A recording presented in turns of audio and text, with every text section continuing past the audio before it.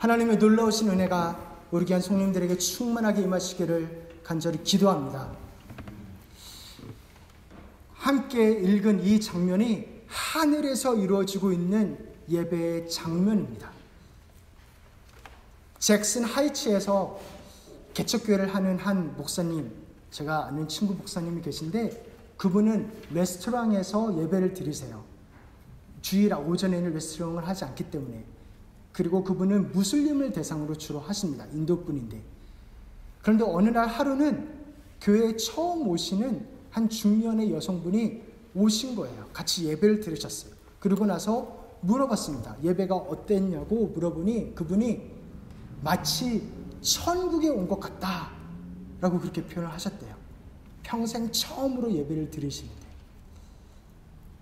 우리가 드리는 이 예배가 마치 천국에 온 것 같은 그런 하나님의 은혜가 있는 곳이라고 믿습니다. 아멘. 이 천국에 온 것 같다는 이 말에 어떠신가요? 맞다. 나도 그렇지. 하늘의 예배. 그리고 또한 하늘에서 하나님께서 선포하시는 말씀, 그리고 하나님을 찬양하고 우리 함께 드리는 예배가 과연 실로 천국이지? 이런 마음이 동감과 감격이 있으신가요? 아니면 나도 한때 그랬지 그러신가요? 아니면은 혹시 오늘 교회 처음 오셨으면 난 잘 모르겠는데 그런 마음이 있으신가요? 우리가 혹시나 일주일을 이렇게 예배로 시작하는 루틴이 있기 때문에 그냥 습관적으로 오시는 것일까요? 우리가 함께 드리는 이 예배가 과연 무엇일까에 대해서 요한은 오늘 이 말씀을 통하여서 하늘의 예배를 보여주고 그 예배로 초대하고 그리고 우리가 어떻게 참여할지에 대해서 말을 해줍니다. 성도님들 혹시 성경 중에 어느 성경을 좋아하시나요? 매년 새해 이맘때쯤이 되면 시작하는 마태복음, 창세기, 이렇게 거기는 수도 없이 읽었던 것 같아요. 그 마태복음, 창세기를 좋아하시나요? 아니면은 복음의 정수가 담긴 로마서를 좋아하시나요? 저는 이 요한계시록이 너무 좋습니다. 근데 보통 요한계시록 많이들 무서워하시고 부담스러워하시는 그런 마음도 있으신 것 같아요. 왜냐하면 그리고 짐승, 그리고 무슨 재앙들 그렇게 나오니까 부담스럽기도 하죠. 근데 제가 이 요한계시록을 사랑하는 이유는 바로 이 하늘 예배 장면이 잊을만 하면 또 나오고 계속 나와서이기 때문입니다. 이 하늘 예배 장면, 이 예배 장면은 사실 가장 아름다우신 하나님, 그리고 그분께 드리는 가장 아름다운 행위인 예배, 그 아름다움의 극치를 담은 장면이 인간이 상상할 수 있는 언어와 그림과 표현으로 가장 극치를 담은 장면이 이 4장 5장이 아닐까 싶습니다. 이 아름다움, 손흥민의 77m짜리 솔로골을 보면 그걸 보고 나서는 와우 계속 돌려보고, 그거 보고 나서는 다른 골들은 사실 별 감흥이 별로 없어지죠. 그리고 나야가라 폴, 저는 나야가라 폴이 너무나 멋있었는데 그 폭포를 보고 나면 다른 폭포는 멋있는데 멋있네 이 정도로 되기도 합니다. 그리고 정말 대단한 장면을 보고 나면 계속 보고 즐거워하는데, 또 그러다가도 어떨 때는 이렇게 표현하기도 하죠. 내 눈을 버렸다. 그렇게 어떻게 보면 농담처럼 표현하기도 하는데, 이 하늘 예배 장면은 그런 농담마저 쏙 들어갈 정도로 압도적이고 어안이 벙벙하고 실로 놀라운 장면으로 가득 차 있습니다. 요한이 하늘에 열린 문이 있는 것을 봅니다. 그리고 거기에서 예수님의 음성이 들립니다. 이것이 꿈을 꾸거나 상상을 하거나 정신이 약간 그래서 헛된 것을 본 거나 한 것이 아닙니다. 공기가 눈에 보이지 않지만 실제하지요. 우리 모두 다 알지요.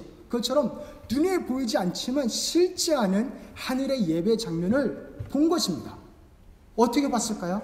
하나님의 감동, 성령님의 감동과 은혜라는 단어밖에는 표현이 안 됩니다.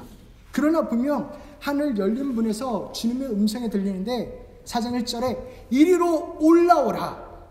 이후에 마땅히 일어날 일들을 내가 내게 보이리라 말씀하십니다. 그러고 나서 보좌가 보였고 거기에 누가 앉아 계신 게 있는데 형형색색의 그런 찬란한 빛이 나오는 거예요. 이게 빨주, 노초, 파남, 보 이 정도 색이 아닙니다. 성경이 표현하기를 에메랄드, 제스퍼, 진주, 무지개 빛과 같은 정말 퀄리티 차원이 다른 그런 색의 찬란한 빛깔로 거기에 앉아 계신 분을 묘사합니다.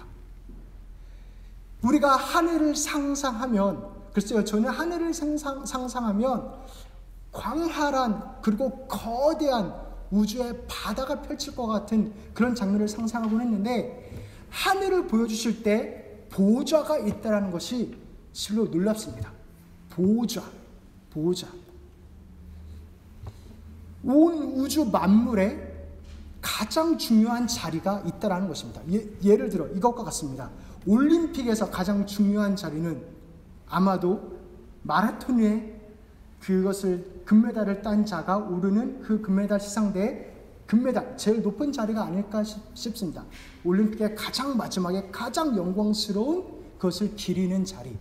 그렇게 올림픽의 금메달 자리처럼, 혹은 어떤 대기업의 높은 건물의 맨 꼭대기층에 있는 총수의 자리처럼 그렇게 모든 영광이 집약되어 있고, 그리고 또한 모든 지혜와 그리고 주권과 능력이 행사되는 그 자리가 있다라는 것입니다. 온 우주에 그런 자리가 있다라는 것입니다. 그 보좌 주변에는 24개의 보좌들이 이렇게 둘러싸여 있다라고 말씀 이야기합니다. 그 자리에 24명의 장로들이 머리에 금관을 입고 흰 옷을 입고 앉아 있습니다. 이 장로라는 표현은 깊은 연륜에서 나오는 지혜, 그리고 왕, 군주 주변에 있는 모사들을 상징하는 것이라 믿습니다.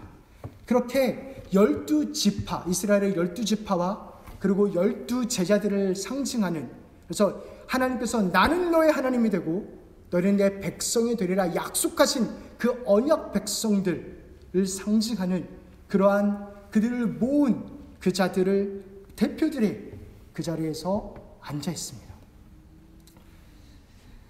그리고 또한 이 보좌에서는 번개와 음성과 우레소리가 가득하다라고 말씀을 이야기합니다.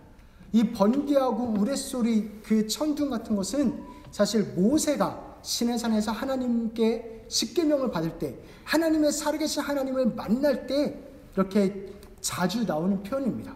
그렇게 대표적으로 하나님이 계시다라는 것을 이 번개 소리가 나타내고, 그 앞에 7 등불, 이는 곧 7 영이라 말씀하시며 성령님도 그 자리에 계신 것을 보여줍니다. 이 보좌 주위에 신비로운 생물들 또한 있습니다.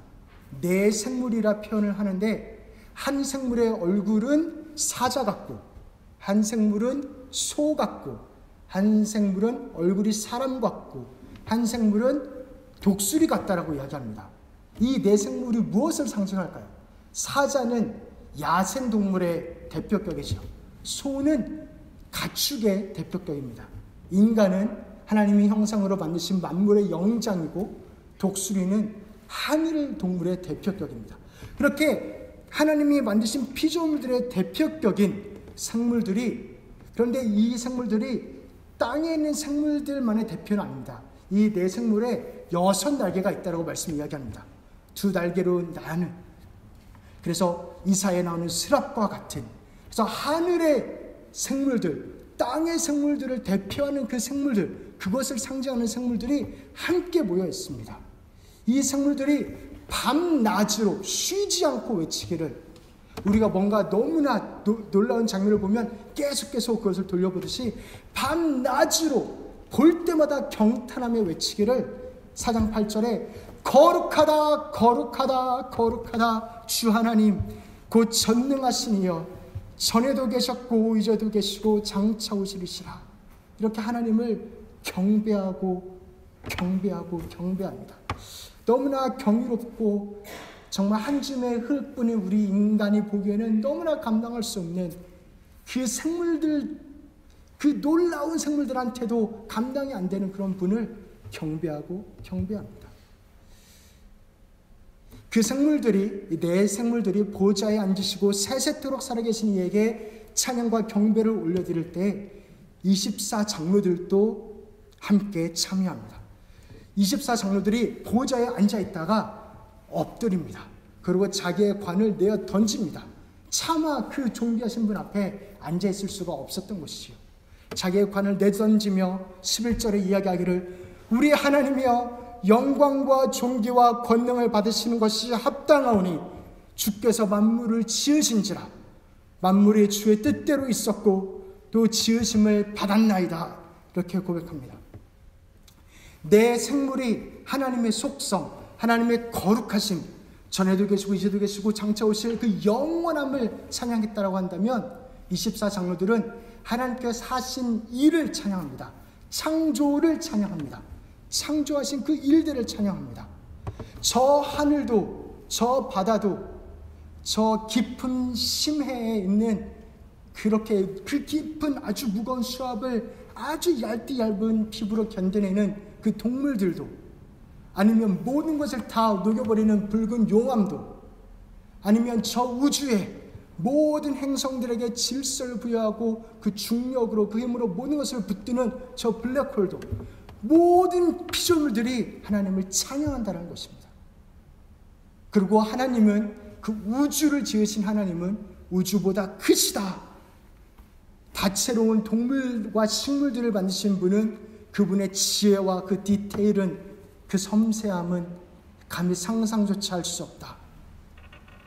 그 모든 질서와 하나님이 운행하고 보호하고 계획하신 것들은 너무나 놀랍다.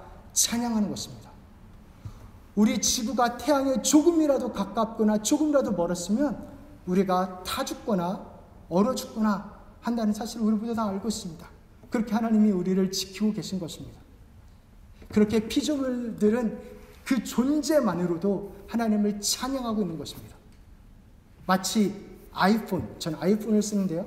아이폰이 얼마나 좋아요. 그 자체로도 사진도 찍을 수 있고 여러 가지를 할 수 있죠. 그거를 보면 참 그 개발자가, 애플이 정말 대단하다, 정말 대단하구나, 기술이 정말 대단하구나 하는 것을 감탄하게 되지 않습니까? 그 존재만으로도 정말 많은 것을 보여줍니다. 그런데 만약에 제가 제 아이폰을 가지고 딱 식탁에 놓고 커피 받침대로 쓴다면 얼마나 황당하겠어요? 얼마나 어이없겠어요? 그렇게 존재에 대한 목적이 분명하게 있습니다. 뜻이 반드시 있습니다. 함께 예배하는 24장로들도 그 뜻을 따라 지으심을 찬양합니다. 그렇다면 하나님께서 창조하신 이 찬양받아 마땅한 이 창조의 목적이 무엇일까요? 하나님의 뜻대로 모든 피조물들이 존재하는데 그 뜻과 계획은 무엇일까요? 자연스럽게 4장에서 5장으로 넘어가면서 그 질문에 대한 대답을 합니다. 요한이 보좌에 앉으신 이의 오른손에 있는 두루마리를 봅니다. 근데 이게 안팎으로 글이 빼곡하게 써여져 있는 거예요. 뭔가 되게 중요합니다. 근데 7개의 인으로, 봉인으로 이렇게 다 감추어져 있습니다. 이것이야말로 바로 창조 세계를 향한 하나님의 뜻, 계획임을 자연스럽게 알았습니다. 그런데 7인으로 봉해져 있기 때문에 얼마나 답답합니까? 그때 힘있는 천사가 5장 2절에 말하기를 누가 그 두루마리를 펴며 그 인을 떼기에 합당하냐 묻는데 하늘 위에나 땅 위에나 땅 아래에 그를 펼 자가, 그 비밀을 볼 자가, 그 뜻을 알 자가 아무도 없는 거예요. 그래서 요한이 너무나 크게 낙심해서 울었습니다. 엉엉 울었습니다. 이 놀라운 창조가 있는데 이게 어디에서 시작해서 어디로 가는지, 이 모든 것이 무엇을 위한 것인지, 이 모든 질서와 조화와 이 찬란함과 이것들이 결국 어떤 이야기를 써가는 것인지에 대해서 알 길이 없는 거예요. 이 답답함을 우리 삶에 적용해 보면 우리 삶도 그렇지 않습니까? 우리 삶에도 내가 분명히 이 자리에 있고 누군가와 함께 있고 여기에서 여러 가지 일들을 겪고 기뻐하고 때로는 눈물을 흘리기도 하고 행복하고 때로는 아프기도 하고 그런 모든 현상들이 여기에 있는데 그 이유와 그 의미를 전혀 알 수 없다라고 하면 얼마나 절망스러울까요? 요한이 크게 울 때 장로 중 하나가 이렇게 이야기합니다. 5장 5절에 울지 말라, 유대 지파의 사자 다윗의 뿌리가 이겼으니 그 두루마리와 그 7인을 떼시리라 말합니다. 울지 말아라, 유대 지파의 사자. 이 사자는 그 동물의 사자를 이야기합니다. 그 사자가 이겼다. 그리고 다윗 그 영광스러운 왕의 후손이 이겼다. 그래서 그 사자 같은 왕 중의 왕이 이미 이겼고 이 문제를 해결할 수 있다 말씀하시는 것입니다. 예수 그리스도를 이야기하는 것이죠. 예수 그리스도께서 십자가에서 죽고 부활하심으로 죽음을 죽이고 승리하셨고 그 승리 때문에 우리에게 그 감추인 비밀이 밝히 드러나게 되었다 말씀하시는 것입니다. 그렇게 사자 왕을 듣고 나서 요한이 사자 왕이 어딨냐, 그가 오기를 기대하고 있는데 그가 본 것은 24장로와 내 생물 사이에서 본 것은 다름 아닌 어린 양이었습니다. 근데 이 어린 양이 원래 어린 양 하면 새하얘야 되는데 빨간 거예요. 피투성이인 거예요. 죽은 지 오래된 것 같더라 라고 표현합니다. 하나님의 어린 양이 보좌에, 그 죽임을 당한 어린 양이 보좌에 계신 이의 오른손에 가서 그 두루마리를 받습니다. 그리고 마침내 그 뜻이 열립니다. 하나님의 창조가 역사라는 이 시간과 공간 속에서 어떻게 운행되고 어떤 의미를 가지고 무엇을 향해서 어떤 이야기를 쓰면서 나아가는지에 대한 그 모든 것들이 감추인 비밀이 펼쳐지는 것입니다. 그리고 이 비밀이 밝히 펼쳐진 것뿐만이 아니라 또 그 어린 양이 그 두루마리를 가졌다라는 의미는 이 놀라운 뜻이, 이 이야기가 바로 우리의 이야기라는 뜻이기도 합니다. 왜냐하면 그 예수 그리스도는 우리를 위해서, 우리를 대신해서, 우리를 대표해서 죽고 승리하신 분이기 때문이죠. 그 승리가 우리를 향한, 우리를 위한 승리였기 때문이죠. 이분이 우리를 사랑하시기 때문입니다. 이분이 우리에게 그 뜻을 아름답게 이루어주실 것이기 때문입니다. 그 뜻이 무엇입니까? 그것이 바로 구원, 하나님의 창조와 재창조 이야기입니다. 내 생물과 24장로들이 검은고와 향, 검은고는 찬양을 뜻하고요, 향은 기도를 뜻합니다. 검은고와 향이 가득한 대접을 가지고 어린 양 앞에 엎드립니다. 그렇게 하며 새 노래를 부릅니다. 그리고 5장 90절에 우리 함께 읽어볼까요? 두루마리를 가지시고 그 임봉을 떼기에 합당하시도다. 일찍이 죽임을 당하사 각 족속과 방언과 백성과 나라 가운데에서 사람들을 피로 사서 하나님께 드리시고 그들로 우리 하나님 앞에서 나라와 제사장들을 삼으셨으니 그들이 땅에서 왕노릇 하리로다. 아멘. 하나님께서 그 피로 우리를 샀다고 합니다. 그리고 하나님께 드리셨다고 합니다. 선물, 우리 선물을 생각할 때 선물의 가치가 어디에서 나오나요? 그 선물을 사기 위해서 얼마를 지불했느냐, 어떻게 희생을 했느냐에 그 가치가 있잖아요. 주로 돈이기도 하고요. 그리고 또한 그 선물을 누구를 위한 선물인가에 그 가치가 있잖아요. 정말 중요한 분에게 정말 중요한 선물들이죠. 말씀에 하나님께서 예수 그리스도의 피로 우리를 사서 하나님께 드리셨다라고 이야기합니다. 우리의 가치가 그 정도인 것입니다. 그리고 또한 정처 없이 하나님을 떠나서 헤매던 우리들에게 예수의 피가 흘릴 만큼, 아버지께 드릴 만큼의 가치를 보여하시고 거기서 끝난 것이 아니고 놀라운 기대까지 하십니다. 어떤 기대냐면 하나님 앞에서 나라와 제사장을 삼고 땅에서 왕노릇하게 하실 정도의 기대를 거십니다. 그 정도의 가치를 두시는 것입니다. 이 장면이 우리에게 너무나 익숙한 성경 구절, 우리 베드로전서 2장 90절 말씀, 이 장면에도 너무나 잘 나와 있습니다. 우리 함께 베드로 2장 90절 함께 읽겠습니다. 오직 너희는 택하신 족속이요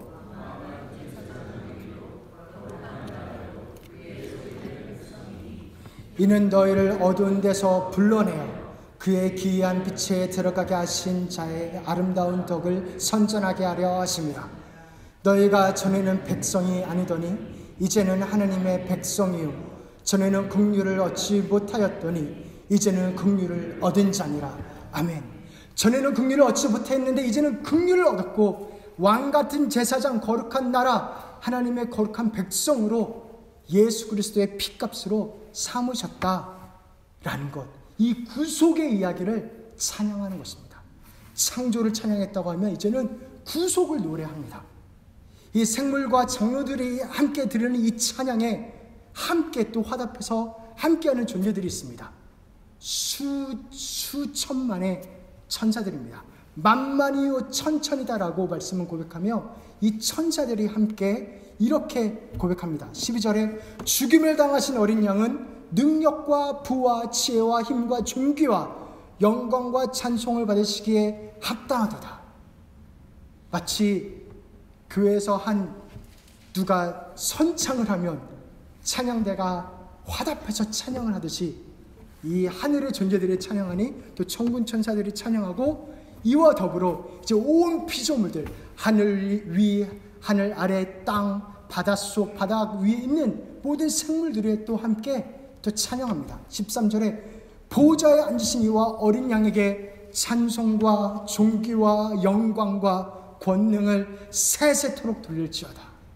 그러자 생물과 장로들이 아멘 하고 엎드려 절을 합니다. 이 놀라운 하늘의 예배 장면, 이 장면이 지금도 이루어지고 있는 하늘의 예배입니다. 하나님 아버지의 창조를, 예수 그리스도의 구속 역사를 온 우주와 만물이 찬양합니다.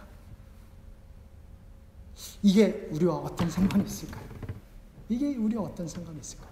너무나 놀라운 광경인데, 이게 중요한 이유는 예수님께서 이 예배에 우리를 초대하시기 때문입니다. 예수님께서 우리를 그 하늘 예배에 초대하십니다. 4장 1절에 이리로 올라오라. 이게 요한에게만 한 말씀일까요? 요한만 특별히 사랑했기 때문에 이렇게 말씀하신 걸까요? 이게 4장인데요. 1에서 3장에서는 무엇이 나오냐면 7 교회들에게 하나님께서, 예수님께서, 특별히 예수님께서 하시는 말씀들이 나옵니다. 에베소, 서머나 등 7 교회에게 여러 핍박과 환난과 어려운 가운데서도 믿음을 지키고 이기라고 주님 말씀하십니다. 그러고 나서 바로 3장이 끝나는 3장 21절에 이렇게 이야기합니다. 이기는 그에게 내가 내 보좌에 함께 앉게 하여 주기를, 내가 이기고 아버지 보좌에 함께 앉은 것과 같이 하리라. 이게 무슨 말씀이에요? 우리를 보좌에 함께 앉게 한다고요? 이 감당도 안 되는, 가당치도 않은 이 말씀이 어떤 말일까요? 우리는 죄인일 뿐인데. 그런데 이렇게 보좌에 함께 앉게 하여 주기를, 이기는 자에게, 이기는 자는 결국 예수 그리스도께서 이기셨기 때문에 그 승리를 우리에게 주셨기 때문에 곧 우리에게 하시는 말씀인데, 예수를 믿는 자들에게 하시는 말씀인데, 이게 도대체 무슨 말씀일까요? 이 말씀을 하시고 바로 이 하늘 보좌와 하늘 예배 장면을 보여주시는 것입니다. 요한에게만 보여주신 건가요? 7 교회들에게도, 성도들에게도, 그리고 이 말씀을 읽고 듣고 지키는 우리들에게도 동일하게 보여주시고 말씀하시는 초대인 것입니다. 그리고 또한 이것이 우리에게 중요한 이유는, 이 모든 것이, 요한이 이 모든 것을 보게 된 이유는 오로지 하나님의 은혜고 성령의 감동 때문이었습니다.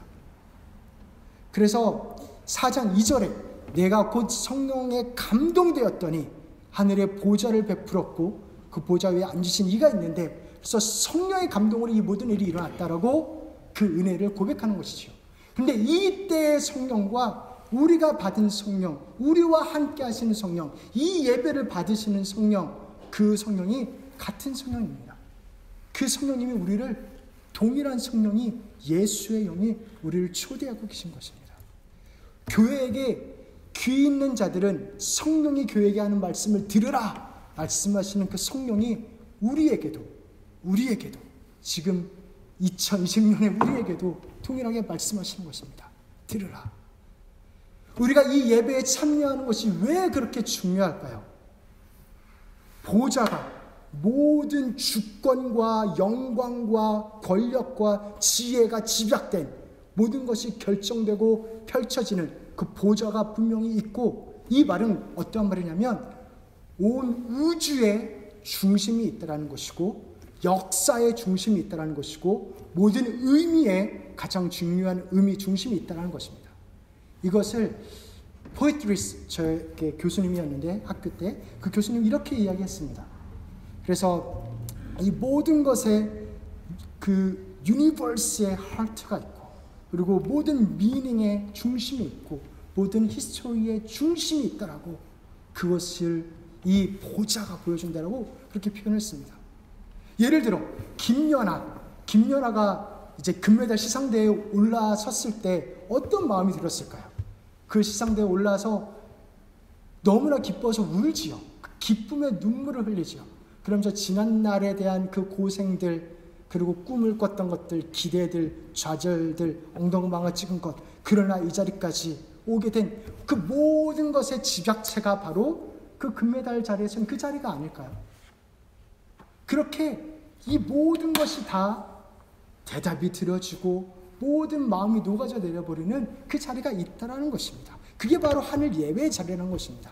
그래서 하나님 우리에게 그 자리로 와서 하나님을 예배하며 하나님의 마음을 알고 하나님 안에서 자유하고 만족하고 즐기라 말씀하시는 것입니다.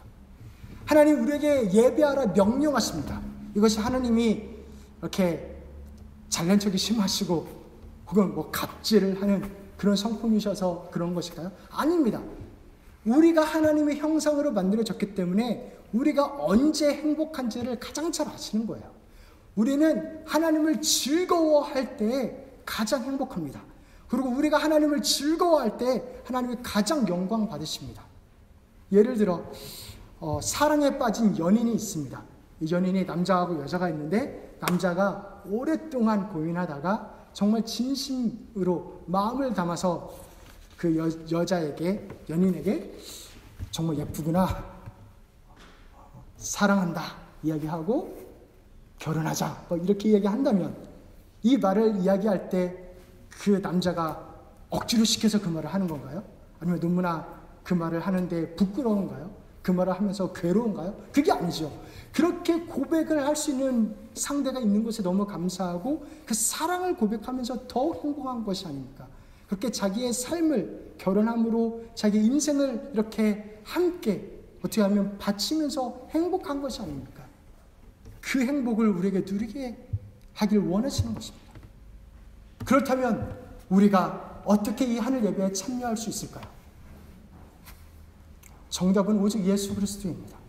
예수 그리스도의 공로와 예수 그리스도의 성취로 인하여 우리가 참여합니다. 그런데 이 말이 너무 추상적이지 않고요. 사실 예수 그리스도께서 가득한 이 공인 예배, 우리의 예배를 통해서 하나님께서 우리가 그 하늘 예배에 참여하게 하십니다. 우리가 함께 읽었던 이 찬양, 이 하늘 예배 장면에는 찬양이 있고요, 감사가 있고요, 기도가 있고요, 그리고 또한 요한이 울면서 고백하는 그 울음과 자복하는 것이 있고요, 그렇게 또한 화답하며 나아가는 회중 찬양이 있고요, 그렇게 그것들을 다 담은 것이 우리의 공예배인 것입니다.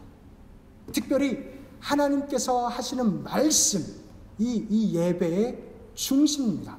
왜냐하면 이 예배는 창조와 재창조만, 그리고 그 구원 소식만 가득하게 보여줍니다. 이것이 무엇입니까? 저희가 항상 이야기하는 복음입니다. 복음의 이야기, 그것을 시작하고 완성하고 우리에게 베푸시는 그 하나님, 예수님, 성령님의 이야기가 이 예배에 가득하고 중심이고 전부인 것입니다. 그래서 찬양을 할 때 이렇게 찬양하죠. 하나님을 찬양하라, 거룩하다, 이렇게 이야기하고 그렇게 찬양하는 이유들을 다 댑니다. 하나님께서 우리를 창조하셨기 때문에, 우리를 위하여 피를 흘리셨기 때문에, 그리고 또한 우리를 왕과 같은 제사장 삼으셨기 때문에, 그렇게 하나님께서 하신 일들을 선포하는 것이 사실 우리가 설교 시간에 하는 이야기입니다. 하나님의 말씀이 육신이 되어 오신 이 말씀이신 예수 그리스도를 읽고, 또 그 말씀이 이야기하는 바를 우리가 함께 신앙 공동체가 나누고 함께 기뻐하고 또 기억하고 하나님을 기리는 것, 그것이 설교 시간에 하는 것이죠. 그 복음 이야기로 다시 돌아가고 그것이 내 삶의 중심이 되게 하는 것, 그것이 복음이죠. 그리고 또한 이 설교뿐만이 아니라 공예배에는 성찬이 있기 때문에 또 이 성찬을 통해서 우리가 하늘의 예배를 참여하는 것입니다. 성찬이야말로 아주 직접적으로 아니면 노골적으로 예수 그리스도만을 보여주지요.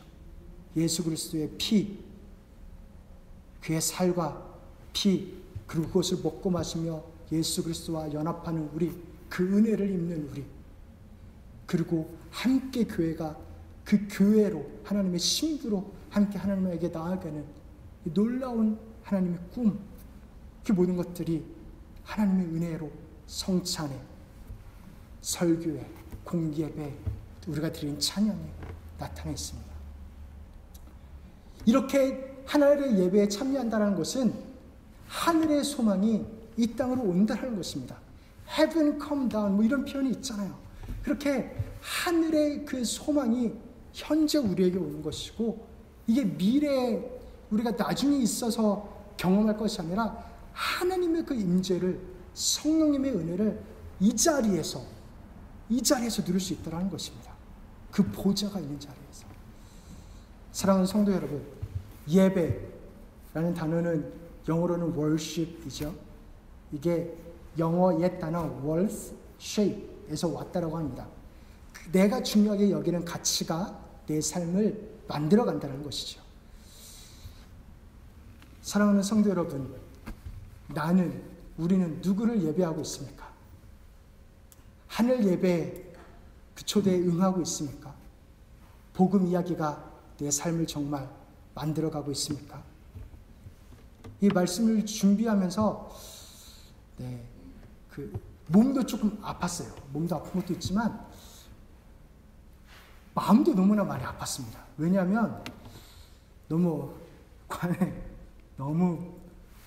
광대한 본문 때문에 중압감도 있긴 했지만, 제가 사실은 이 하늘 예배, 특별히 하나님에 관한 찬양을 읽을 때마다 사실 눈물이 사실 났었거든요. 그것이 나를 감동하고 나를 정말 다시 한번 예수와 예배에 집중하게 하며 그렇게 나아가게 했는데, 말씀을 준비하면서 읽는데 너무나 제가 그렇지 않은 거예요.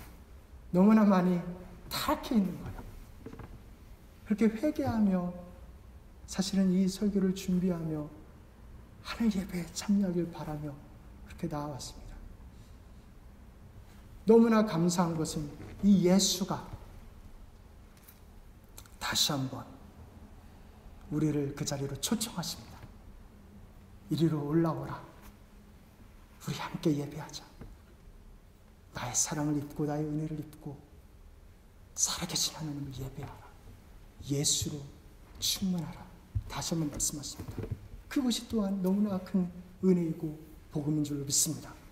사랑하는 성도 여러분, 우리 함께 우리 왕 대신 우리 예수 그리스도, 우리의 하나님 성령님을 함께 예배하며, 또 이번 주 중에도 예배가 있죠. 우리 함께 예배하며 그 하늘 보좌 앞에 하나님께 가까이 나아갑시다. 아멘. 우리 함께 말씀을